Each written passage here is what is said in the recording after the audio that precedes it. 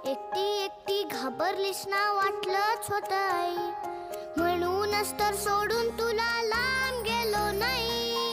एकटी एकटी घाबरलीस ना, वाटलंच होतं आई, म्हणूनच तर सोडून तुला लांब गेलो नाही. ना ना ना ना ना ना ना ना ना ना ना